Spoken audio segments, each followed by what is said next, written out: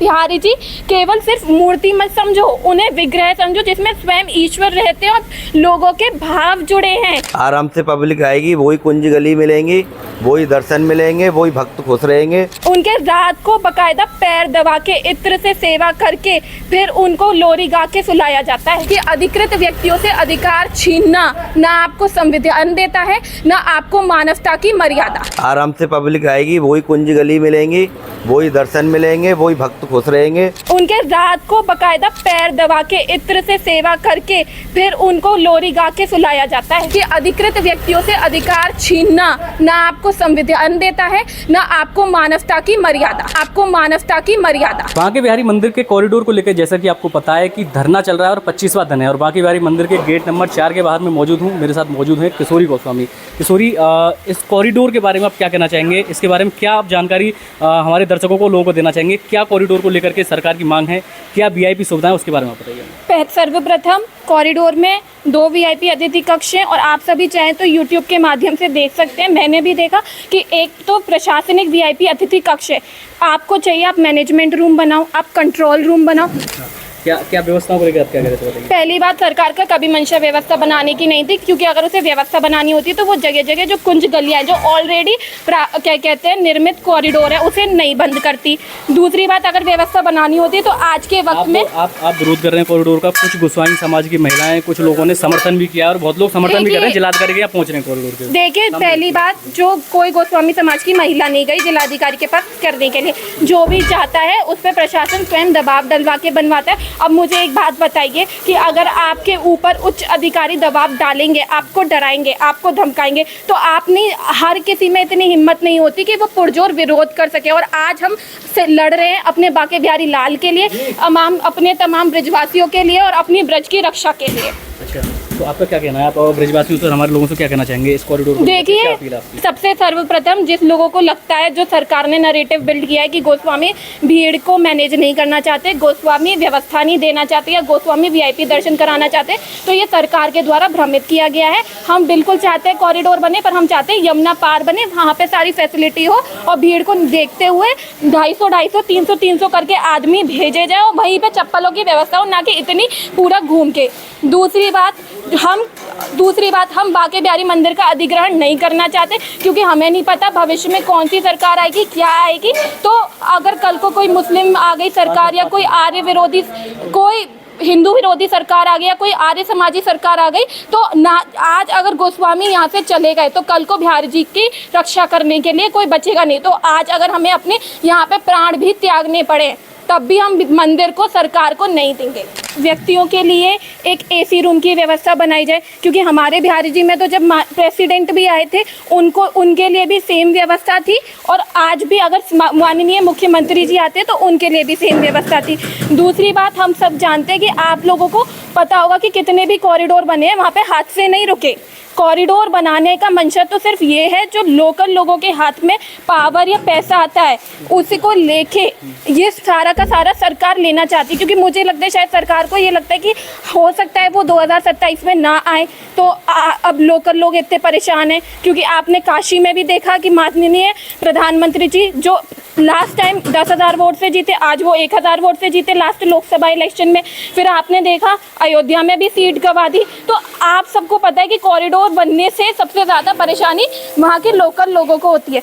दूसरी बात, मैं तमाम लोगों से पूछना चाहती हूँ जो दर्शन करने आते हैं, आप भक्त हैं कि आप दर्शनार्थी हैं? क्योंकि दर्शनार्थी तो कहीं भी जा सकते हैं दर्शन करने के लिए, सुंदर सुंदर वादियों के भी दर्शन कर सकते हैं, फिल्मों में भी दर्शन होते हैं। तो ये सब, अगर आप भक्त होते तो आप इन कुंज गलियों का महत्व समझते। आप जो माताएं बहनें यहाँ पे अपना संवैधानिक अधिकार आर्टिकल 19 को यूज़ करके, और स्पेशली मैं बता दूँ आर्टिकल 19(1)(a) को यूज़ करके प्रोटेस्ट कर रही हैं, उनके आप समर्थन में होते कि महिलाएं आज के समय में कितनी जागरूक हैं, अपने अधिकारों को जानती हैं और उन अधिकारों के लिए लड़ने के लिए आ रही हैं। दूसरी बात, मैं ये आपके माध्यम से पूछना चाहती हूँ, आप मुझे ये बताइए, क्या इस देश के नागरिक होने के नाते तमाम ब्रजवासियों को उनके पास आर्टिकल 19, आर्टिकल 25, आर्टिकल 21 और आर्टिकल 26 नहीं है?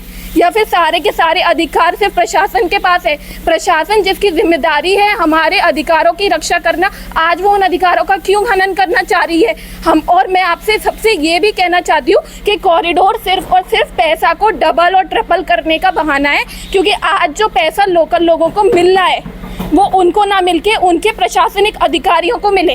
क्योंकि आपको पता है यमुना के डेवलपमेंट के लिए पैसा आया, अगर उन्हें व्यवस्था करनी होती तो क्यों नहीं अभी तक यमुना साफ करवाई? अभी रेल प्रोजेक्ट बंद कर दिया, जो वृंदावन में रेल आनी थी उसको प्रोजेक्ट को बंद कर दिया और ना जाने कितने पैसे बीच में खा चुके। तीसरी बात, आपको पता है कि कॉरिडोर के नाम पे ज़मीन हड़पी जाती है और प्राइवेट बिल्डर्स और प्राइवेट पार्टीज को दी जाती है, जो लोकल लोगों से दी जाती है। तीसरी बात, सरकार कहती है कि हमने कॉरिडोर में दुकान दे रहे, आपने अभी तक लोगों को ये नहीं बताया आपके मकान जा रहे हैं या नहीं जा रहे। तो मुझे ये बताइए कि आप पहले उन लोगों को बताए तो सही कि यहाँ पर नाप तोल भी तो हुई है ना मकानों के नापा गया है, फिर बताया गया कि सबको। भैया आप बताइए, भैया आप बताइए, पहली बात 2016 से कॉरिडोर बनने की बात चल रही है, अगर आपका वाकई में फ्लैट देने की मंशा होती तो अभी तक तो आप फ्लैटों को खड़ा कर देते। आज आप आओगे बुलडोजर लेके घर तोड़ोगे और उनके पास तो रहने के लिए जगह नहीं, अगर आपको रियली में फ्लैट देने होते। दूसरी बात, जिनको दुकान देने की बारी आ रही है, भाई कॉरिडोर में आप पूरा का पूरा एरिया ले रहे हो, ये तो संभव है ही नहीं कि जिसकी भी दुकान जा रही है उस हर व्यक्ति को दुकान मिल जाए, क्योंकि इतनी दुकानें तो है ही नहीं, इतनी दुकानें तो बन भी नहीं सकती हैं, क्योंकि आपको बाकी सारी चीज़ें भी डेवलप करवानी है, कंस्ट्रक्ट करनी है, तो सबको तो दुकानें मिलेगी नहीं। तो इसी चक्कर में प्रशासन किसी को ये नहीं बताता दुकानें मिले या ना मिले। और फिर अयोध्या में जो अमिताभ बच्चन को लीज पे दी गई है, मुझे लगता है मुझे सबको बताने की ज़रूरत नहीं है, कॉरिडोर के नाम पर ज़मीन ली गई, वहाँ होटल बन रहे हैं। वृंदावन हम कॉरिडोर की बात करें, यहाँ पर कुंज गलियों का आप लोग विरोध कर रहे हैं, कुंज गलियाँ टूट जाएंगी, मंदिर में सरकार ने कोई ट्रस्ट बनाया है उसमें ट्रस्ट के लोग रहेंगे, आपका मुख्य विरोध क्या है? कॉरिडोर, कुंज गलियाँ या ट्रस्ट या आपके अधिकार? आपको क्या लगता है गोसाइयों के क्या क्या अधिकार यहाँ से? पहले आप इन सारे चीज़ों को अलग अलग ना जोड़ी जाए, एक कड़ी दूसरी कड़ी से लिंक्ड है। पहली बात आती है ट्रस्ट बनाना। ट्रस्ट बनाना ही गोस्वामियों के आर्टिकल 25 और आर्टिकल 26, मैं आपको बता दूं, article 25 right to freedom of religion और article 26 specially right to manage your own religious institution is hampered. दूसरी बात, ट्रस्ट आप जो बना रहे हैं, आप 18 लोगों के ट्रस्ट बना रहे हैं, आप उसमें 7 पदाधीन अधिकारी जोड़ रहे हैं और 2 गोस्वामी। जगन्नाथ मंदिर में ऐसी ही ट्रस्ट बनी है। अब जब 2 आदमी बनेंगे तो आप मुझे ये बताइए उन 2 आदमियों का उन बाकी 16 आदमियों के नाम पे क्या से है?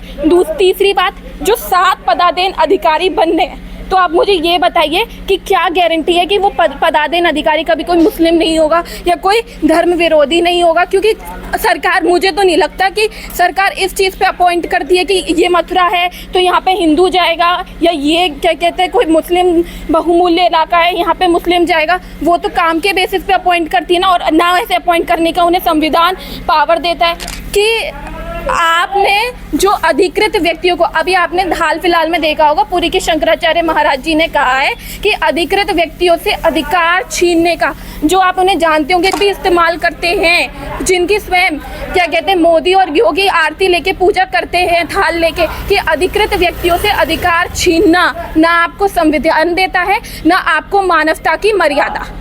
तीसरी बात, आप यहाँ कॉरिडोर बना के मूलभूत सभी ब्रजवासियों को उनके घर उजाड़ना चाहते हैं। सरकार किसी को ना रोजगार दे पाती है ना किसी को घर दे पाती है, पर प्रभु जिसको हमने अपने हाथों से बनाया है, इतने सालों से सींचा है, हमारी पुश्तों ने सींचा है, उसे तो मत छीनिए।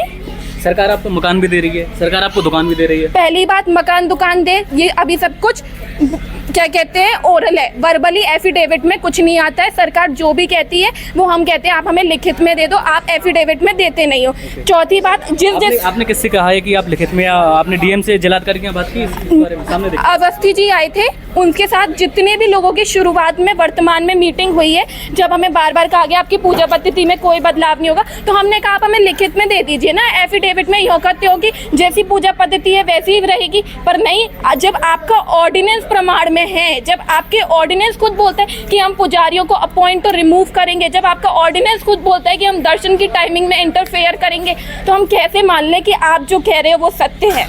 तो जैसे सरकार ने बोला कि आपकी पूजा पद्धति में कोई भी समस्या, कोई भी दिक्कत नहीं आएगी, तो आप चाहते हैं कि वो आपको एफिडेविट में दे या फिर लिखित में दें? प्रभु, हमें तो हमारे क्या कहते हैं भगवान ने हमें हक दिया है कि हम डिसाइड करें कि पूजा पद्धति कैसी होगी। आप मंदिर का मैनेजमेंट संभाल लें अभी भी और आप संभालिए, लेकिन हम चाहते हैं कि ठाकुर जी से जुड़े कोई भी फैसले लेने का आपको अधिकार ना हो। अगर हमारे बिहारी जी को कोई दिक्कत होती है तो भी हमारे बिहारी जी हमें ही तो बोलते हैं कि आपके लोगों को आके बोलते हैं। कभी कभी तो ये भी होता है मंदिर में। बिहारी जी को बेटा पर्सनल समझ लें, हम पर्सनल हैं बिहारी जी आप। देखिए, जब मैं कहती हूँ बिहारी जी पर्सनल है तो बिहारी जी तो सबके हैं, पर जब बिहारी जी तो सबके हैं, पर जब भक्तगण कहते हैं कि बिहारी जी मेरे हैं तो उनका सिर्फ ये अधिकार रहता है कि वो दर्शन करें, उनके पास दर्शन के अधिकार है और जब भी जहाँ भी मंदिर होगा उनके पास दर्शन होंगे। पर जब हम कह रहे हैं बिहारी जी हमारे हैं तो बिहारी जी हमारे लिए हमारे बच्चे हैं। हमारे ब्रज में बच्चे को लल्ला बोलते हैं और आपने इसलिए देखा होगा बाके बिहारी लाल, राधा रमण लाल, राधा वल्लभ लाल बोलते हैं। तो हमारे बच्चे से जुड़े तमाम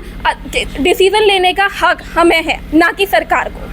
तो आप क्या चाहते हैं इस कॉरिडोर मामले में? आप क्या चाहते हैं? आपने अभी एक बात कही थी वीआईपी के लिए कि अगर कोई यहाँ वीआईपी आता है तो उनके लिए रूम बनाए गए हैं। वीआईपी सुविधा तो आज भी देखी जाती है बांके बिहारी मंदिर में। यहाँ पर देखो वीआईपी दर्शन होते हैं बांके बिहारी मंदिर में। अपने अपने लोगों को, आपके गोसाई समाज के कुछ लोग किसी को वीडियो नहीं बनाए देते, लेकिन अपने सोशल मीडिया पेज पर वो वीडियो बना के बांके बिहारी के दर्शन कराते हैं। आप सोशल मीडिया पर डालते हो कि बांके बिहारी जी की आप इत्र सेवा कर सकते हो, उसके आप चार्ज लेते हो, पैसा लेते हो, उसके बारे में क्या कहना चाहेंगे? देखिए, पहली बात तो आपने सेवा की कही, तो मैं आपको बताऊँ जो भी हम सेवा करते हैं उसमें हमारा भी खर्चा होता है और आप सेवा करा रहे हैं तो आपको सेवा के पैसे देने पड़ेंगे। क्योंकि क्या खर्चा होता है अगर हम इत्र सेवा माने? इत्र सेवा में क्या खर्चा होता है? आप एक बात बताइए, जब आप इत्र सेवा कर रहे हैं तो वो इत्र का भी तो खर्चा होता है, उसमें फूल का भी खर्चा होता है, उसमें चंदन का भी खर्चा होता है। और अगर इन सब खर्चों को हम अपनी तरफ से लगाने लगे तो एक बात बताइए, आपकी तरफ से सेवा करें फिर तो वो हमारी ही सेवा हो गई। तो अगर आपको अपनी सेवा करनी है तो आपको उसका खर्चा तो स्वयं उठाना पड़ेगा। इत्र सेवा में क्या खर्चा मान लें अगर आपको पता है? अभी तक जो इत्र सेवा में महंगाई के चलते हुए देखा जाए तो 3100 रुपये। आपको पता है इत्र तो परफ्यूम से भी महंगे आते हैं। और फिर आप जब इत्र सेवा करते हैं तो आपका पूरा परिवार आता है और वो साथ मिलके इत्र सेवा करता है। और फिर साथ में आप आते हैं, सेवा करते हैं तो थोड़ा फूल चढ़ाते हैं, भोग लगाते हैं, तो उन सबका कुल मिला के महंगाई की नज़रअंदाज रखते हुए 3100 रुपये। मैं आपको एक बात बताना चाहती हूँ, जो गोस्वामियों पे आरोप लगाते हैं कि हम पूजा पद्धति नहीं बदलेंगे। 2016 से रिसीवर अपॉइंट है, 2016 से प्रशासन मंदिर का मैनेजमेंट संभालती है, हम तो सिर्फ ठाकुर जी का। आपको मैं जब 55 में देखती थी जो ठाकुर जी के लिए प्रसाद आता था वो प्रसाद की क्वांटिटी ज़्यादा होती थी, पर आज जब महंगाई बढ़ गई तो प्रशासन ने क्या किया है, पैसे कम, पैसे उतने के उतने रहे हैं, भगवान पे लगने वाले भोग की क्वांटिटी कम हो गई है। दूसरी बात आपने पूछा वीआईपी दर्शन की। देखो, वीआईपी दर्शन में मंदिर में कम से कम 150 से ज़्यादा कर्मचारी हैं, तो वीआईपी दर्शन बिना कर्मचारियों की मर्जी से नहीं हो रहा। जो गुसाई करा रहे हैं वो कोई वीआईपी दर्शन नहीं करा रहा, जो वीआईपी दर्शन करा रहे हैं वो यहाँ पे बैठे हुए स्वयं प्रशासनिक कर्मचारी। और आपने हर मंदिर में देखा होगा कि काशी में जब कॉरिडोर नहीं था तो माननीय मुख्यमंत्री जी को उन्हीं गलियों से होके जाना पड़ता था, पर जब कॉरिडोर बन गया तो माननीय मुख्यमंत्री जी की गाड़ी स्वयं भगवान के दरबार तक गई थी। तो ठीक है, आपका कहना है कि वीआईपी सुविधाएं कॉरिडोर बनने के बाद शुरू हो जाएंगी। अच्छा, एक चीज और पुरजोर रूप से शुरू हो जाएंगी। अच्छा, ओके, एक चीज़ और, बांके बिहारी मंदिर में देखा गया रिंग सेरेमनी होती है, अंगूठियाँ पहनाई जाती हैं, अगर कोई आता है तो उसकी भी सुविधा गोसाइयों द्वारा दी जाती है, उसके बारे में क्या कहना? पहली बात, उसका क्या चार्ज होता है? देखिए, उसका कोई चार्ज नहीं होता है। आप जब किसी से अपनी सेवा करवाते हैं तो आप ब्राह्मण को दक्षिणा देते हैं कि नहीं देते, ताकि आपकी सेवा परिपूर्ण हो सके। और ये तो आपको भी पता है, पुराण ग्रंथ जितने भी आप पढ़ लें, ब्राह्मण को दक्षिणा देने का प्रावधान किया गया और दक्षिणा वो होती है जो स्वेच्छा से दी जाती है। दूसरी बात रही क्या कहते हैं, जो इंगेजमेंट होती है, आप एक बात बताइए, आज मैं अपने घर में हूँ और मैं अपने घर में किसी को भी कुछ भी मैं अपने इनवाइट करती हूँ एज एन गेस्ट, और वो मेरे घर में इंगेजमेंट करना चाहता है तो क्या मैं उसको मना कर दूंगी? आप, ये मंदिर मेरे बाप दादाओं ने, मेरे पूर्वजों ने अपना पैसे लगा कर बनाया है। जब हम गरीब थे ना तो हमारे पास कोई सरकार नहीं आती थी हमारे लिए पूछने के लिए, 2 वक्त के कपड़े पहन के ठाकुर जी का भोग लगाते थे हम अपने घरों से। तो ये बात तो, और आज जो भीड़ आ रही है और जो इन्हें पैसा दिख रहा है, तो आज आप इस पैसे को लेने के हकदार बन पा रहे हैं। इसको हमारे पूर्वजों ने, हमारे गोस्वामियों ने, हमारे पिताओं ने सींचा है ताकि आप आज ये पैसा ले सके। वरना आप क्या लड़ाई किस चीज़ की माने, पैसे की माने कि पैसे को लेके? नहीं, देखिए पैसे के लिए तो हमसे ये मंदिर छीना जा रहा है। हम तो अपने बांके बिहारी लाल के लिए लड़ाई कर रहे हैं, हम अपने बांके बिहारी की रक्षा करने के लिए कर रहे हैं, क्योंकि इनका पास चले तो ये जैसे राम मंदिर में 18 घंटे भगवान को खड़ा रखा है, हमारे बांके बिहारी लाल जो मात्र 6 वर्ष के बालक है उनको भी 18 घंटा रखे, क्योंकि भक्तों को सुविधा चाहिए। प्रभु को तुम AI रोबोट ये मशीन मत समझो, उनको भी जब उन्होंने मानव रूप में जन्म लिया है उनको भी कष्ट होता था, उनको भी दर्द होता था, उनको भी हृदय से पीड़ा हुई और उन्होंने जन्म भी लिया और उनको मृत्यु का भी चयन करना पड़ा। ये जानते हो कि मेरी मृत्यु हो जाएगी तो खिंगे तो उनको दर्द नहीं होगा। उनके रात को बकायदा पैर दबा के इत्र से सेवा करके फिर उनको लोरी गा के सुलाया जाता है। तो क्या आपको लग रहा है कॉरिडोर बन जाएगा, जो वहाँ की जो टीम आएगी वो इस प्रकार से सेवा नहीं कर पाएगी? देखिए, पहली बात कॉरिडोर बनने के बाद सबसे कुंज गलियाँ टूट जाएंगी, ब्रजवासी टूट जाएंगे, जिनका सुबह भी बिहारी जी से, जिनकी रात भी बिहारी जी से। बिहारी जी केवल सिर्फ मूर्ति मत समझो, उन्हें विग्रह समझो जिसमें स्वयं ईश्वर रहते हैं और लोगों के भाव जुड़े हैं। दर्शकों मैं मौजूद हूँ वृंदावन की कुंज गलियों में। सामने से अगर आपको साथी कहूँगा वो सामने से आपको रास्ता दिखाएं। यहाँ से सने बिहारी जी के बराबर से रास्ता आ रहा है बिहारी जी के लिए, जहाँ से बिहारी जी के दर्शन के लिए हम लोग जाते हैं। गेट नंबर 5 और 4 की तरफ निकलते हैं। मेरे साथ मौजूद है यहाँ के स्थानीय निवासी जिनकी यहाँ पर दुकान है, मकान है। क्या नाम है आपका, क्या कहना? मेरा नाम राकेश है जी। राकेश जी, क्या मेरा खोआ दूर का काम है। कॉरिडोर के लिए तो सब मैं तो विरोध करूँगा। क्यों विरोध करना चाहते हैं? इसलिए करूँगा जो पुराना हमारा अस्तित्व है वृंदावन का वो खत्म हो जाएगा। क्या लग रहा है आपको, क्या खत्म हो रहा है? अरे खत्म ये हो रहा है, हमारे पुरानी जो कुंज गली हैं, कुंज हैं, वो सारा ही खत्म हो जाएगा। तो फिर क्या रहेगा वृंदावन का अस्तित्व ही खत्म हो जाएगा। और उसके अलावा और किसी चीज़ का विरोध कर रहे हैं? विरोध इसी का कर रहे हैं, ये न बने तो अच्छा है। लेकिन यहाँ पर जब कॉरिडोर बनेगा तो यहाँ पर सरकार बता रही है कि सुविधाएं भी दी जाएंगी। लोगों को जो धक्का मुक्की होती है, हादसे हो जाते हैं, उन हादसों पर कंट्रोल किया जाएगा। तो क्या लग रहा है कुंज गली जरूरी है या हादसे रोकना जरूरी है? देखो कुंज गली बहुत महत्वपूर्ण चीज़ है जी। हमारा लेख, हमारा इतिहास सारा ही खत्म हो रहा है। रही बात धक्का मुक्की की, तो प्रशासन अपना इंतजाम करे, अपना पुलिस लगाए, अपना सिक्योरिटी लगाए। देखो मैं क्या नाम है वहाँ गया था करौली, तो वहाँ इतना सिस्टम है कि परदेसी खूब आराम से जाए और केला मैया के अच्छी तरह से खूब दर्शन करे, वो सुविधा दे दी जाए, बात खत्म हो। लेकिन वृंदावन में ट्रैफिक भी बहुत बढ़ रहा है और दिन ब दिन यहाँ पर भीड़ बढ़ती ही जाती है, तो उसको कैसे कंट्रोल कर सकते हैं बिना कॉरिडोर? कंट्रोल तो बाबूजी बिना कॉरिडोर के क्यों, व्यवस्था नहीं होगी, प्रशासन व्यवस्था नहीं कर पाएंगे अच्छी तरह से। अभी तो हो रहा है शहर से बाहर ही सारे वाहन रोक दिए जाते हैं शनिवार इतवार को, और बाकी के छोटे वाहन हैं वो अपने चलते रहते हैं। अच्छा जी, चलिए ठीक है। क्या शुभ नाम है आपका, क्या नाम है? सोनू पंडित जी नाम है हमारा। सोनू, क्या कहना चाहेंगे? राधा रमण जी के भक्त हैं। राधा रमण जी हमारे दोस्त हैं, मित्र, सखा हैं। अच्छा, उनसे ही यही दोस्ती का भाव है। और सामने देखिए। हम तो यही कहेंगे, वृंदावन की जो कुंज गली है, कहते हैं राधे तू बड़ी भागनी, कौन तपस्या कीन, और 3 लोग धारण करे सो तेरे आधीन। ये गुरुजी वृंदावन की कुंज गली फिर देखने के लिए नहीं मिलेंगी। यहाँ कॉरिडोर बनने के बाद में केवल लोग बाग सोशल मीडिया करेंगे, पिक्चरें बनाएंगे, और भीड़ की बात करें तो अयोध्या गया था मैं अभी कुछ दिनों पहले ही, महाकुंभ लगा था जब, बनारस भी गए थे। इतना रस था, इतनी भीड़ थी, जो अब भीड़ नहीं है ना, जो कॉरिडोर बनने के बाद में वो भीड़ होगी, पूरा वृंदावन संभाल नहीं पाएगा, सब हाथ खड़े कर देंगे अधिकारी। कॉरिडोर में बता रहे हैं कि एक साथ 10,000 लोग रुक सकते हैं, स्टे कर सकते हैं, ऐसी व्यवस्था की जाएगी। 1 से 10,000 लोग रुकेंगे, और जब यहाँ कॉरिडोर बनेगा ना तो यहाँ 1 से 10 लाख आदमी रोज आएगा, और 10,000 आदमी की आप बात कर रहे हो। लेकिन फिलहाल तो 10,000 लोग भी नहीं रुक पाते हैं, उनकी सुविधा 10,000 में हो जाएंगी एक साथ। अभी 10,000 लोग क्यों नहीं रुक पाते?